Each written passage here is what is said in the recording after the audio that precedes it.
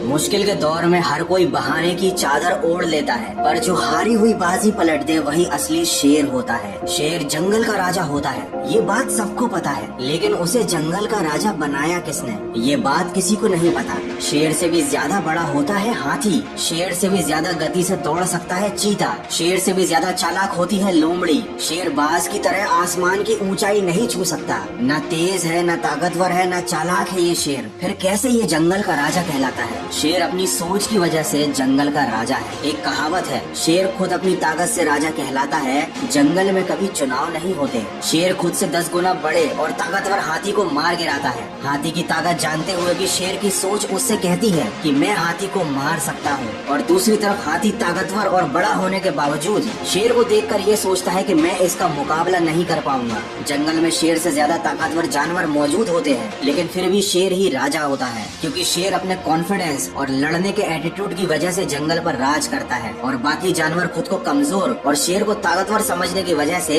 शेर से नहीं जीत पाते। याद रखना, अगर आप में काम को लेकर ऐसा एटीट्यूड और कॉन्फिडेंस है कि मैं इस काम को कर ही लूंगा, तो आपको दुनिया की कोई भी ताकत जीतने से नहीं रोक सकती। अगर शेर की तरह जीना है तो सबसे पहले उसकी तरह निडर बनना सीखो। याद रखना, बलि हमेशा बकरे की दी जाती है, शेर की नहीं। वो जंगल का राजा इसलिए है क्योंकि वह मानता है, उसके मानने के कारण ही वो जंगल का राजा बना हुआ है। वो अंदर से इस बात को महसूस करता है, जिस दिन वह खुद को राजा मानना बंद कर देगा, उस दिन वो जंगल का राजा नहीं रहेगा। हमारे जीवन में भी सुबह उठने से लेकर रात को सोने तक पूरे दिन हमारा खुद पर यकीन ही हमारे दिन को संचालित करता है। हम परिस्थितियों के सामने हार न मानकर उनसे लड़ते हैं, या उनके खिलाफ हार मानकर चुपचाप समर्पण कर देते हैं। ये इस बात पर निर्भर करता है कि हम खुद पर कितना यकीन करते हैं। जिन लोगों को अपने आप पर अटूट विश्वास होता है, वो विपरीत परिस्थितियों में 2-4 कदम पीछे जाने से नहीं हिचकते, वे कदम पीछे हटाने में जरा भी नहीं घबराते, क्योंकि वो जानते हैं कि परिस्थितियों के अनुकूल होते ही वो बहुत तेजी से आगे बढ़ेंगे।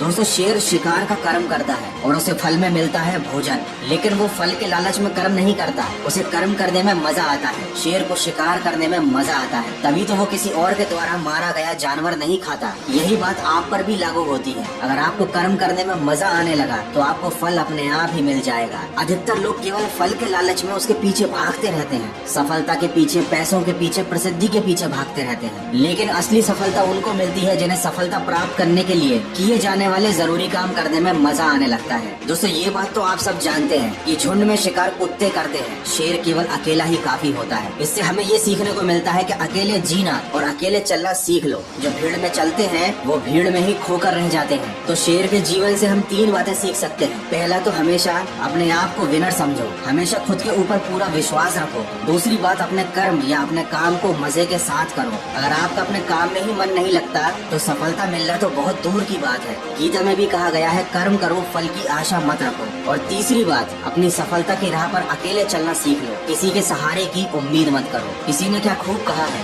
जीता तो सिर्फ शेर है, बाकी सब मिट्टी के ढेर है। नहीं हुई अभी देर है, तू भी अंदर से एक शेर है। आशा करता हूँ इस वीडियो से आपको कुछ सीखने को जरूर मिला होगा। अगर ऐसा है तो इसको शेयर जरूर करना।